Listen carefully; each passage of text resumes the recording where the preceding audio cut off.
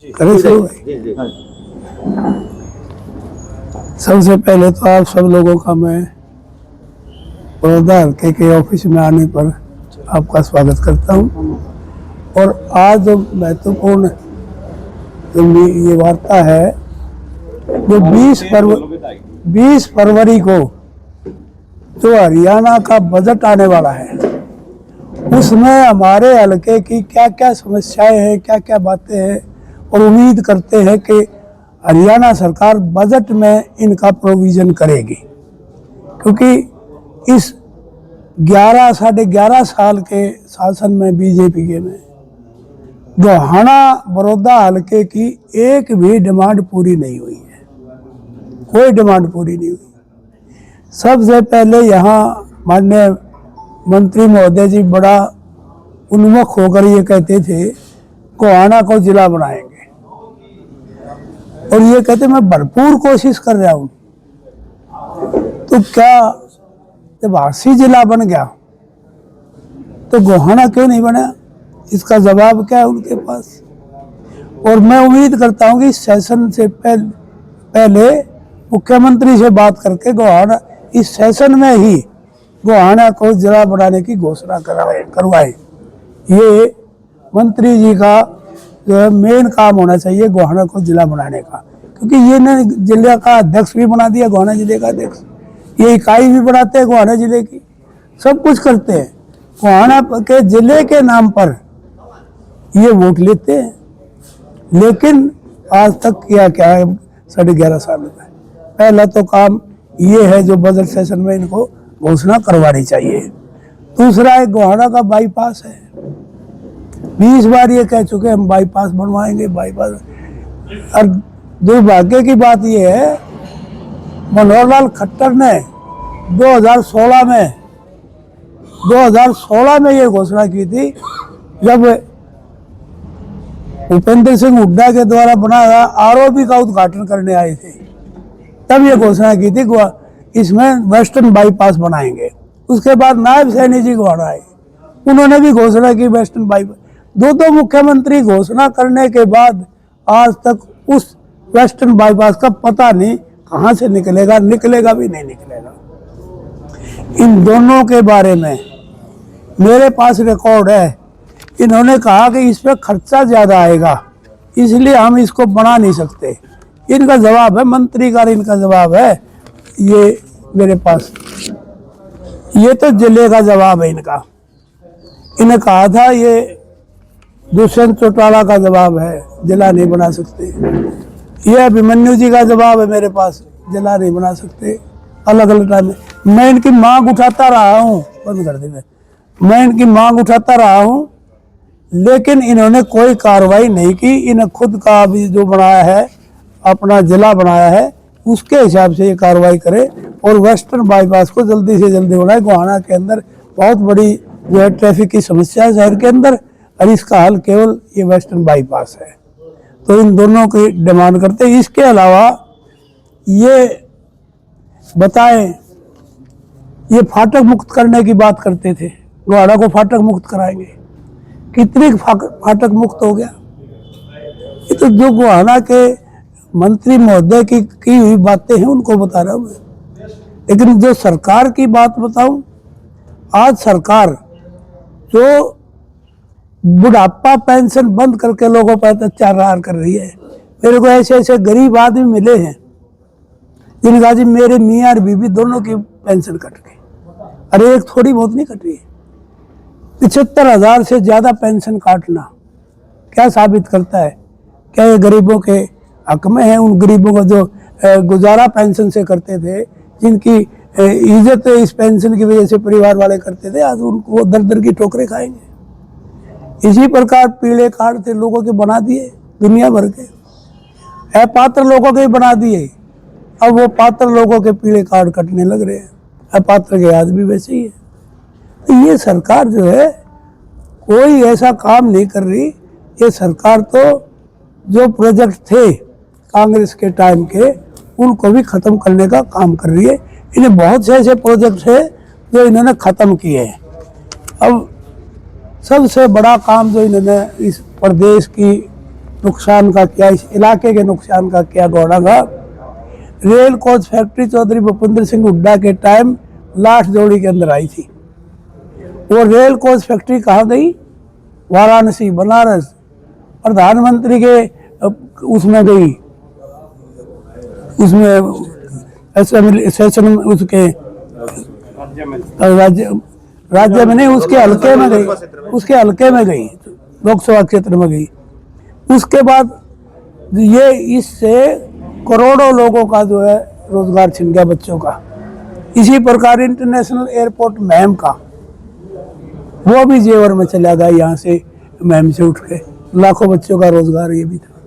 तो ये जो बड़े बड़े प्रोजेक्ट इस सरकार ने, बीजेपी सरकार ने हरियाणा को खत्म करने के लिए किए गए, इसका कोई विरोध बीजेपी ने नहीं किया।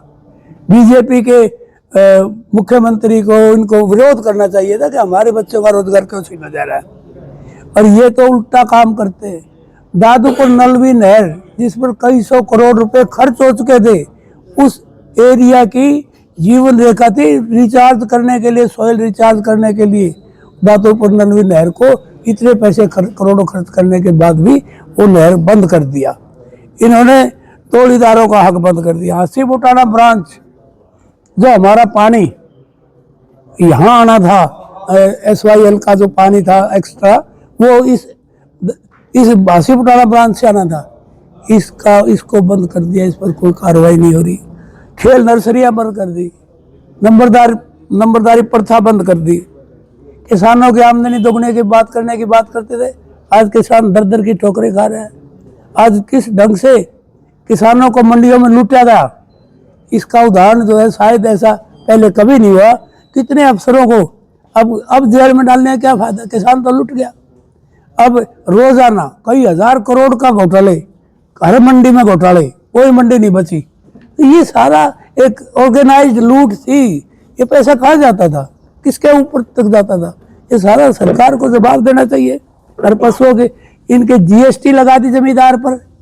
दुगनी आमदनी करने वाले ये सोचते हैं कि GST लगाना जमींदार पर कहाँ तक उचित है। और जहाँ तक इनके आय का साधन था, पशुओं का बीमा था, वो बंद कर दिया, सरकारी बीमा। डेयरी लोन बंद कर दिया, दुग्ध प्रतियोगिता, मतलब जो भी किसान पशुओं पर भी बहुत निर्भर करता है उसकी आजीविका, उसको भी सारा बंद कर दिया। खिलाड़ियों को क्या मिल रहा है? जो हुड्डा साहब ने कांग्रेस राज में खिलाड़ियों की जो नीति बनाई थी, आज कितनी भर्ती करी है सरकार? जवाब दे। खेलों के कोटे से कितनी भर्ती हुई, किस किस पद पर भर्ती हुई, वो सारी चीजें खत्म कर दी। किसी भी उसका आप देख लो, चाहे शिक्षा के क्षेत्र में देखो, हुड्डा साहब के टाइम कितनी यूनिवर्सिटीज बनी।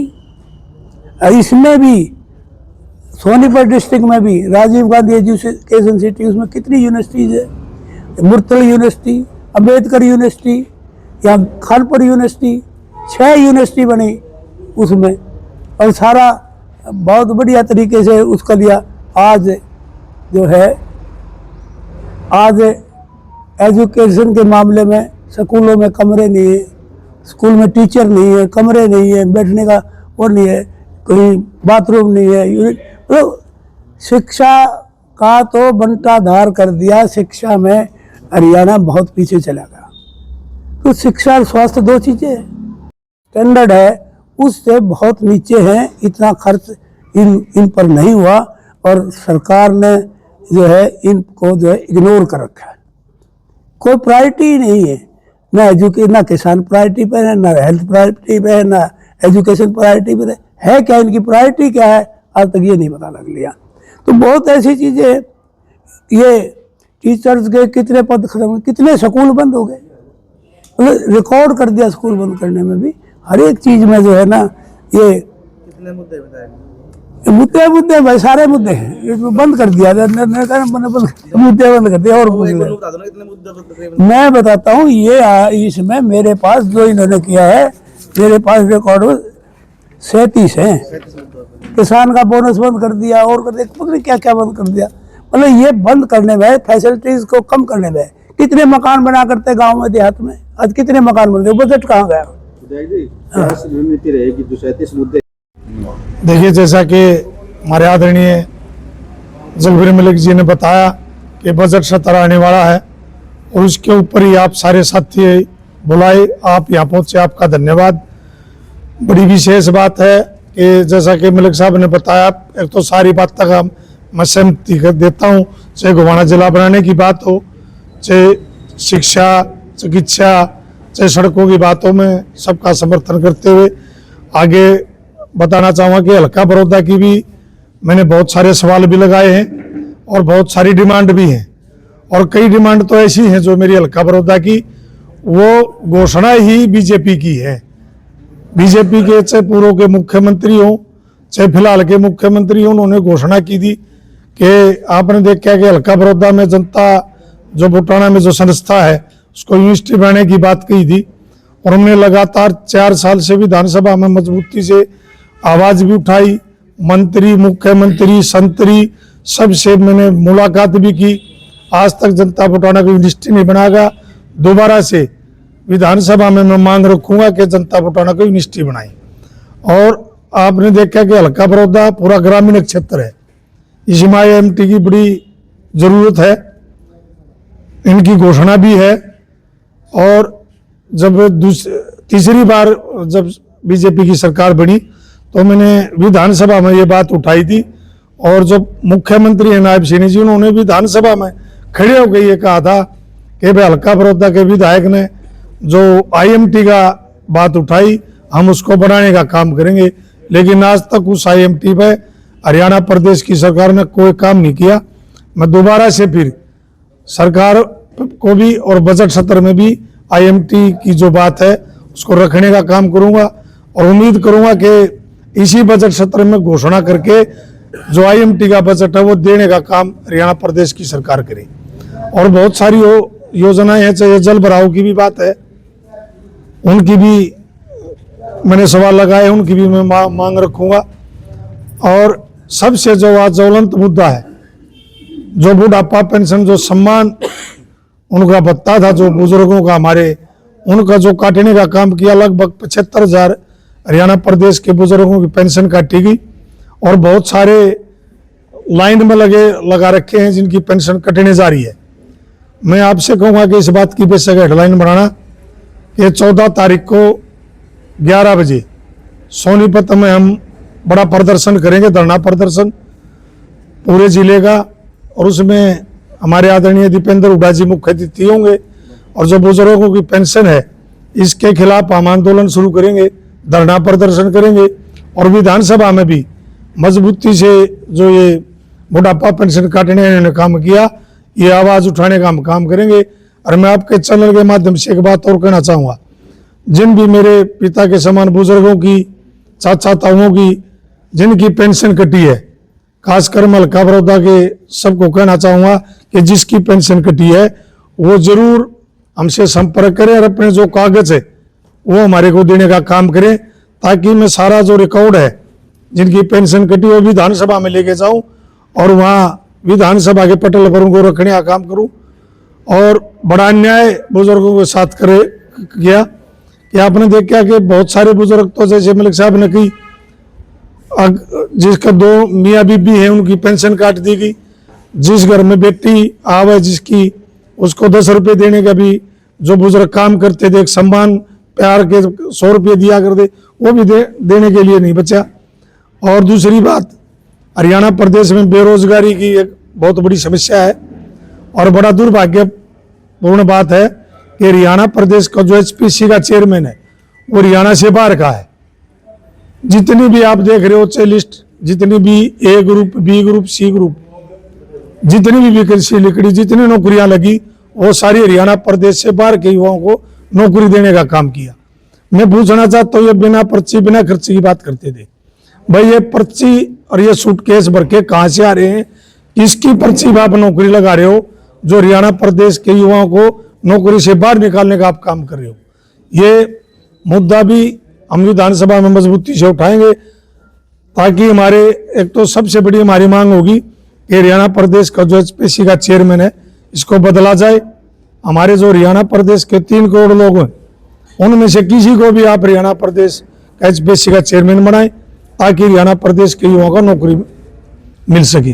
विधायक जी, आपके हल्के की दोनों सड़कें टूटी पड़ी, काफी लंबे समय से आपने भी कहा बिल्कुल, जैसे मलिक साहब ने कहा, आज मरम्मत के भी उद्घाटन करने लग रहे हैं और उस मंत्री ने उद्घाटन किया जिसकी खानपुर जो पीजीआई की सड़क है, जैसे मलिक साहब ने बताया, आपने भी उसका जिक्र किया, बड़ा खस्ता हालात है, उसका ना बनवाने का काम करते। लेकिन जो मैंने 2023 में जिस सड़क के पैसे दिए मरम्मत के 10.5 करोड़ रुपये, उसका उद्घाटन करा, ना यू गुवाना था एमएलए था, ना यू सरकार में मंत्री था। इन्होंने अपनी बात नहीं रखनी कभी भी विधानसभा में, चाहे जिले की बात थी, जिले की बात कभी मजबूती से नहीं रखी। अगर मजबूती से रखता तो जिला बनता।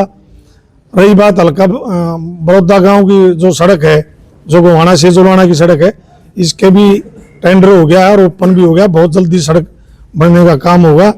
मैंने दोनों सड़कें का मंजूर पैसा हो गया और कई सड़कों के और भी जो मार्केटिंग बोर्ड की सड़कें हैं 16-17 सड़कें वो भी नहीं ले गया हूँ, और भी पीडब्ल्यूडी की भी कई सड़कें, उनकी भी हालात सुधरते आपने दिखाई देंगे। हल्का बड़ौदा की कोई भी सड़क आने वाले 1 साल के अंदर कोई खराब नहीं दिखेगी, ये मैं आपसे आज वादा करता हूँ। विधानसभा में लड़के मैंने मजबूती से अपनी आवाज उठाई और काम कराने का काम किया।